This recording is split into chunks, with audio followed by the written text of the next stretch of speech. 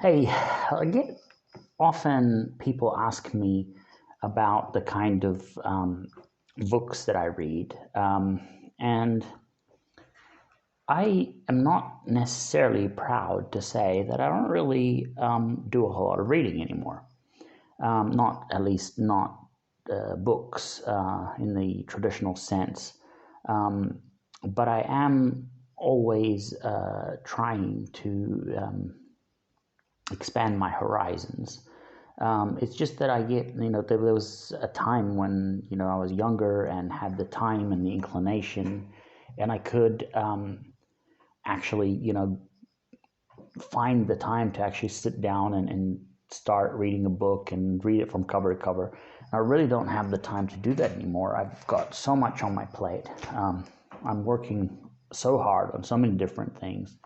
Um, there's so many moving parts on which, like, basically if I don't do it, it falls apart. And I think that is a problem I have to, get better at dealing with. But that's the excuse I'm going with, all right? So I did used to do a fair bit of reading when I used to have a lot of time when I was younger. But I find that now most of what I read is functional. It's functional reading. I'm very much about, like, I do a lot of reading. So when I say I don't necessarily read books, it doesn't mean that I'm not reading a lot. I do a lot of reading and about a variety of topics. For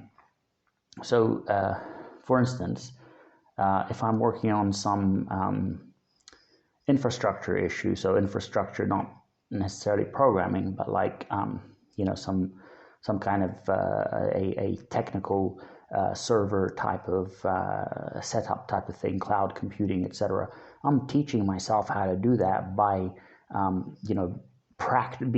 doing things practically. I'm sitting here, I'm trying to solve a specific problem, and then I'm searching and reading about various articles. I'm reading on Stack Overflow, for instance. I'm reading on GitHub repositories. I'm reading all kinds of places to get that functional information that I need to solve the problem that I'm working on. And so in that way, I'm constantly learning a lot of things. So, I gave the example of infrastructure stuff. I kind of, basically taught myself cloud computing over the past few years without, having known anything about it before. I taught myself React, which is a relatively, it's not new so much anymore, but it is a modern JavaScript framework used by Facebook, actually developed by Facebook, open sourced by Facebook. And I've contributed to the code of React, contributing bug fixes and feature additions and stuff like that. I've done this on multiple technical fronts. So these are examples of technical things that I've done it with. But then there's other things that are not so technical topics, marketing topics. This stuff I'm trying to do, for instance. Okay, so it is still technical, but like I'm working on trying to get something working in Google Docs or in Microsoft Word or whatever. I'm trying to. I'm like so. There's. I'm learning about design, how to do things with Photoshop, how to coordinate colors, how to choose. Like a color scheme, things like that. So I'm always filling my mind with a lot of different content that is functional. And then there's the discovery mode so this is where I'm trying to figure something out, and I'm going out and I'm finding information to solve that. And I think that that's a really good way of consuming new information. Because you're learning and you're applying it, and I've always done this, by the way. So back in school, I would always, because I was homeschooled for a large part of my schooling experience, and I liked it. And what I would do is quite often we would have like all the theory, and even for this was even at university, so we'd have the theory stuff, and then there's like the assignment which you have to submit. So I'd go straight to the assignment. I found that I didn't really enjoy sitting down and reading all this theory. I just go straight to the assignment, get the first question. Okay, now I know what my mission is. This is like what I've got to solve. I go back now and look at the material. So I'm still consuming the theory. It's just I'm not doing it in that serial way where I'm sitting down, reading the theory, walking through the worked examples, and then going and doing the assignment. I'm going in instead, here's the thing I'm trying to solve. This is my ultimate goal. And then I work backwards from there by, looking for a similar worked example, reading and then if I don't understand from the worked example what to do, I go back and I look at the theory and then learn from the theory and then move forward that way. So it was a much more, because sometimes the worked example is sufficient. I don't actually need to know more. So like I said, that's a really great way to consume information, because you are learning, you're applying it, it's practical, it's very hands-on. And so it's not just information that you're just collecting, gathering from various sources and doing nothing with.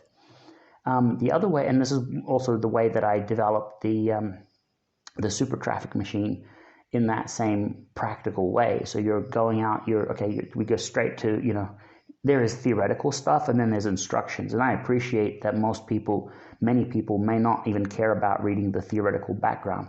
And so I've got no prescription that you must read the theoretical background before you begin implementing the exercises.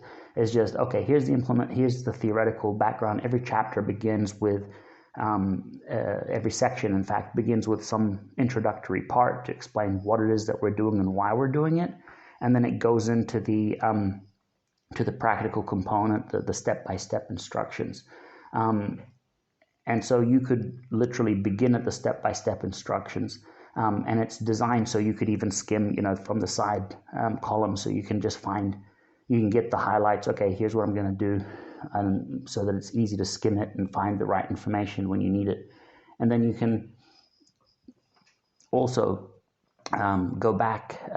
So the structure is also that the beginning of every book has a decent introduction. That introduction is, a lot of theoretical background. It gives the why and the how and all that stuff before you get into the actual steps. So it's a more global picture of what it is that we're doing and why we're doing it. And then, again, I imagine that if it were me following those instructions, I wouldn't read the introduction. I'd start straight in the practical steps. And then I would, if I didn't understand why we're doing something like this, I might, reverse from there and find out why. If I didn't understand something, I might work backwards from that point to figure out why. So, like I said, that is the one consumption mode. There's another mode that I go into, which is discovery mode. And discovery mode is where, there's a lot of topics that I don't necessarily know that I need to look at. In those areas, there can be quite a fair bit of inspiration, which can change, that'll give me innovation and ideas on what to do that are not necessarily, they're sort of out of the box, out of my box, not just out of the box from everybody else, but out of my own box. So for that, what I try to do is, looking at more like, so there's a bunch of pop culture stuff, but then if you look at my YouTube, I can tell you a little bit about what sort of things are in my YouTube watch list, or perhaps better yet, my recommendations will give you some indication of the sort of things that I have. So I've got stuff about, basically news, political stuff. There's things about, from internet marketing, sort of things, obviously, which you'd expect. There's a lot of science and scientists being interviewed. There's a lot of information from startups, startup founders, various sportmen. Although I'm not somebody who typically, if you want to completely bore me to death and have me switch off immediately, ask me about the score to basically any game. Ask me if I watched or saw the match between literally anybody in any sport. I know that this is weird, but that's just there is no sport in which I would be interested in that information. And yet, I would very much still be interested in watching an interview from some famous sportsman, from some highly successful sportsman that is well recognized even to somebody as ignorant of sport as I am. This stuff from musicians, again, like I don't listen to a whole lot of music anymore. Lately it's the same sort of thing. I got stuff from various authors. There's things on religion. There's like authors in different areas. There's a lot of atheist, new atheism type of stuff, despite the fact that I disagree with that, with a lot of that stuff. There's all kinds of things. There's career advice for people who are in the workforce, who are looking for work. There's stand-up comics. There's WordPress stuff, technical things about cloud computing and so on. So this is all like my discovery mode stuff. This is where I would just be open to whatever. Let's just see what's out there and what gets my interest. And this is also really cool, because when you're listening, when you're getting information from different sources, you get different perspectives on a lot of stuff. You get new ideas and so on. What I don't do, so we talked about the kind of things that the way that I do consume information outside of books. What I don't do is stay within the industry. So one of the things that I definitely avoid is to listen to anybody from inside of the industry of internet marketing. I don't want to hear from any copywriter. Generally speaking, ask me about such and such copywriter, some well-known name in internet marketing. Chances are I'll pay attention to things about like the scams and that kind of thing, just to sort of know what the criticisms of these guys is, and that's how I might know some of these people. But I definitely don't have any copywriter or internet marketer, guru, mentor, or anything like that, where I'm going to be listening and I want to hear what they have to say and what they have to teach. And it's not a pride thing. It's just that honestly, that's how you stay inside the box. That's how you stay like everybody else. And I just don't want to do that. I'm not trying to stay inside the box with anybody else. I'm trying to be, different. I want to do things in a fresh way that's interesting to me and interesting to my people.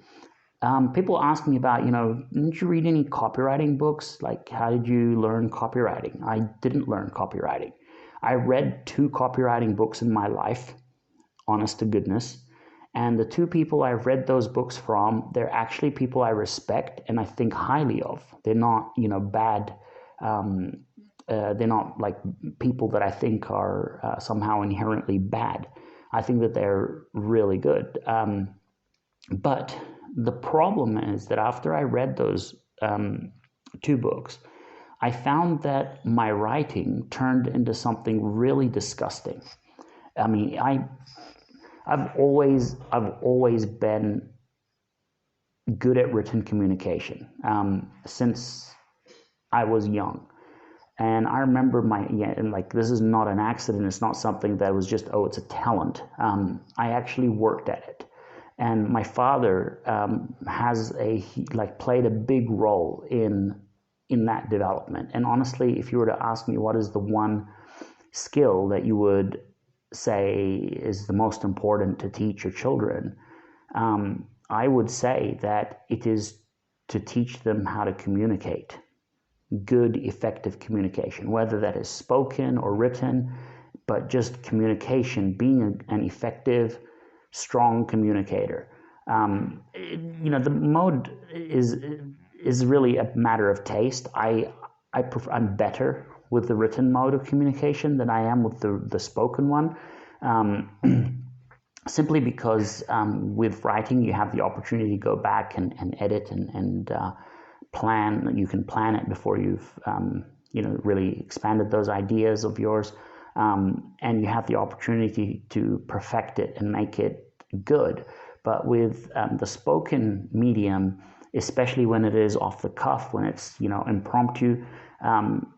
It's a lot more difficult to do that. So unless you've actually written out your presentation in advance and then you've practiced it a bunch of times, which I do when I'm doing an important presentation.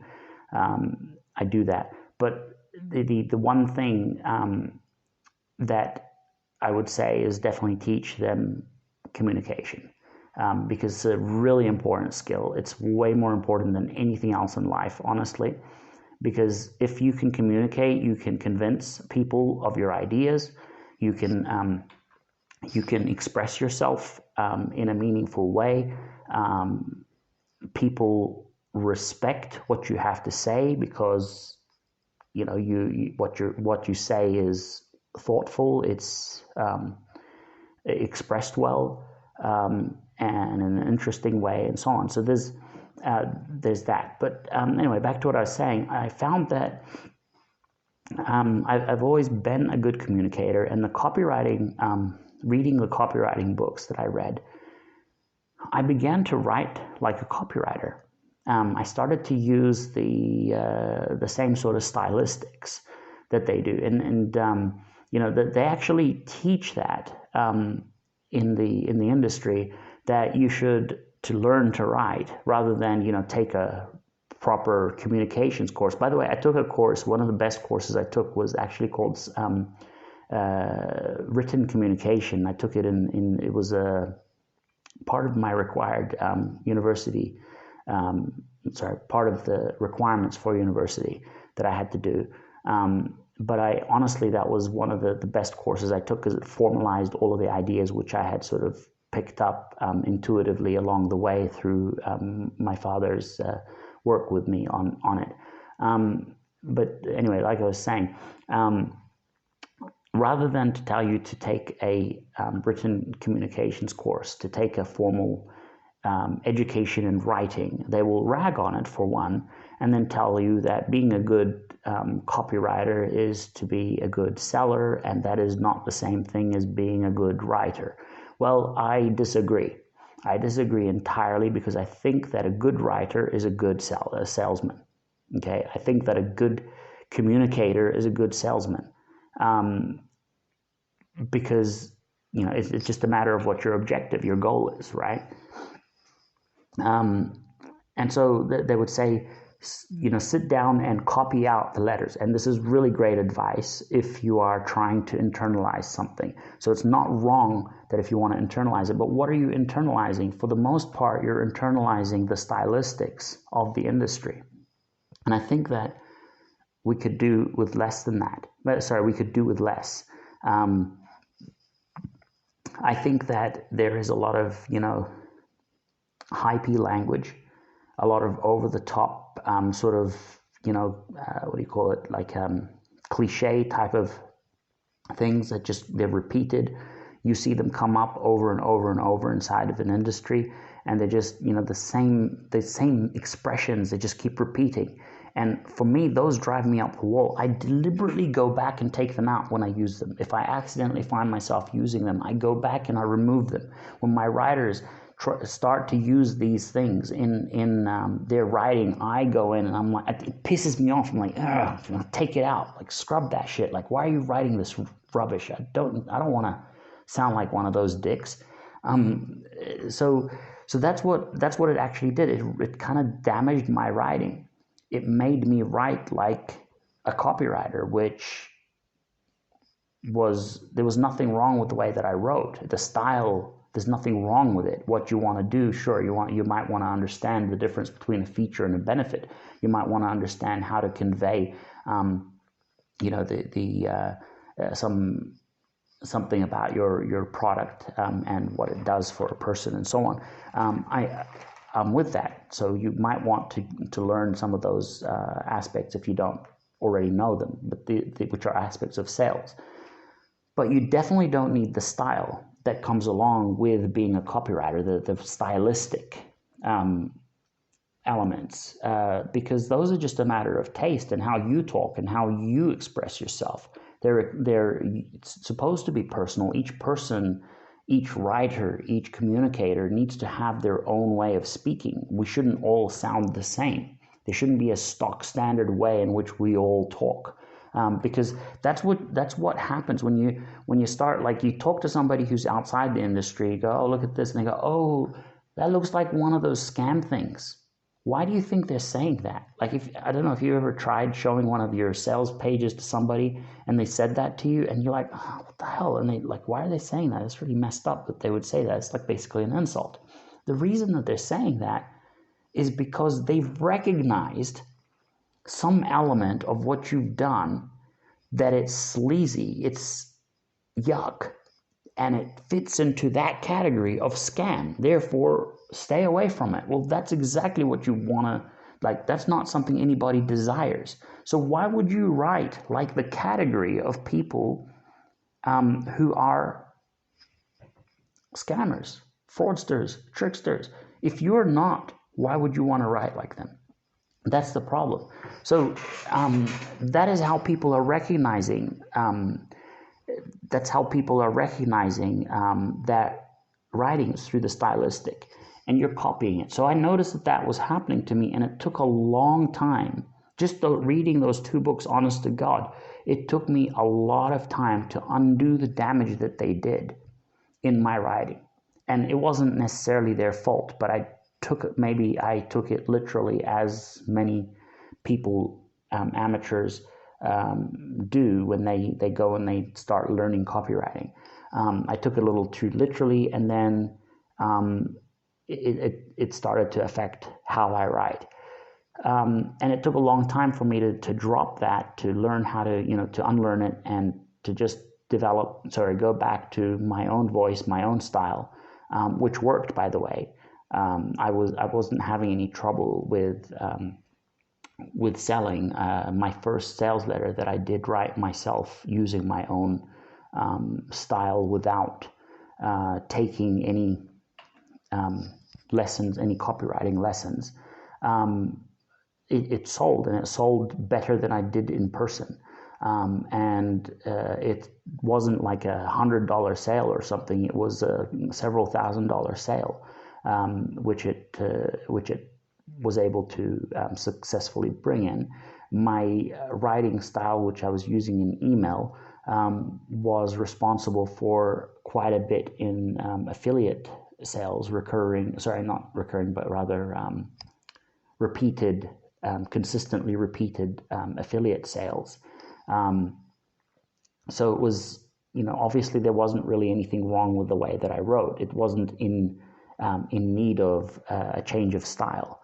But that's what it did.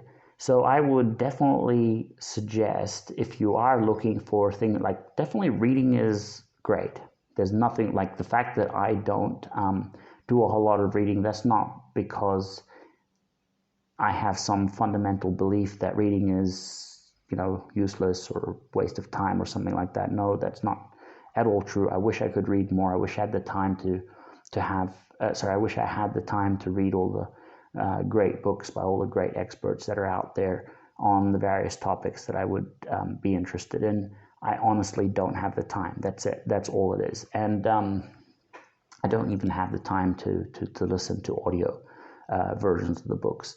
I know people do that as a way around it, but I just don't. I don't even have that. But I do think that functional reading is probably more important than just random reading. I think discovery, a certain part of your diet, your brain diet, should be some kind of discovery where you're reading or consuming information outside of your field, because it does give a richer experience. It gives you more.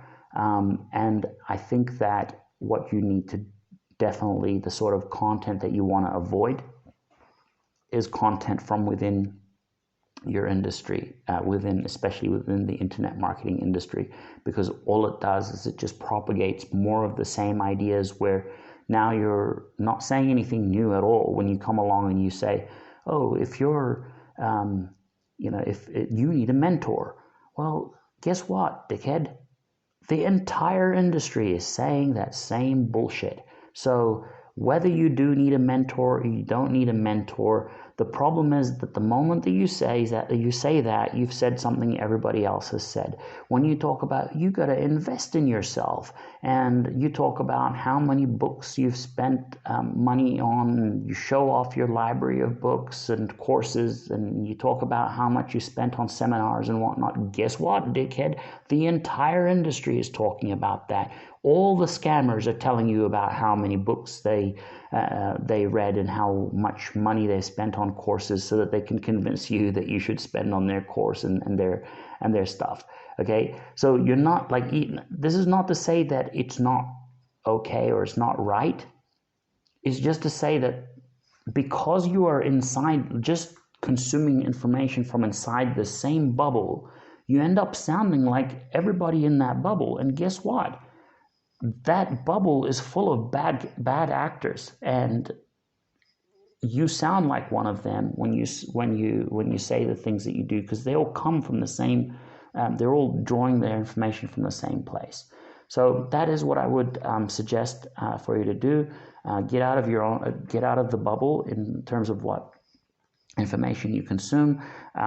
Focus on functional type of consumption of material. Take on things that are that are practical, that are usable right now in trying to solve specific problems that you have.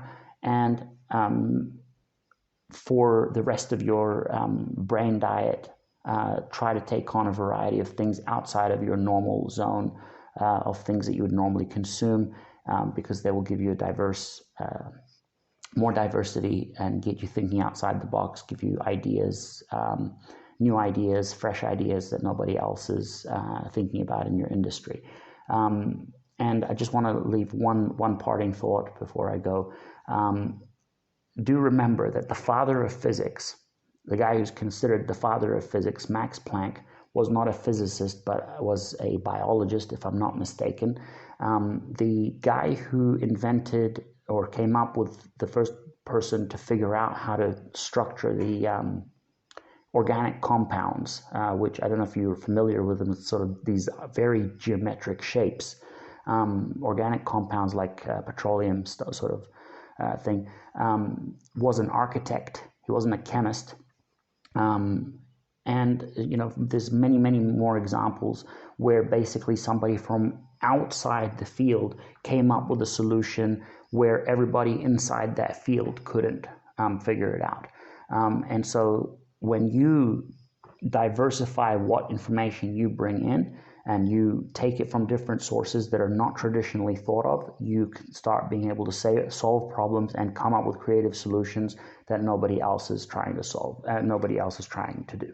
So with that, I bid you farewell. Until next time.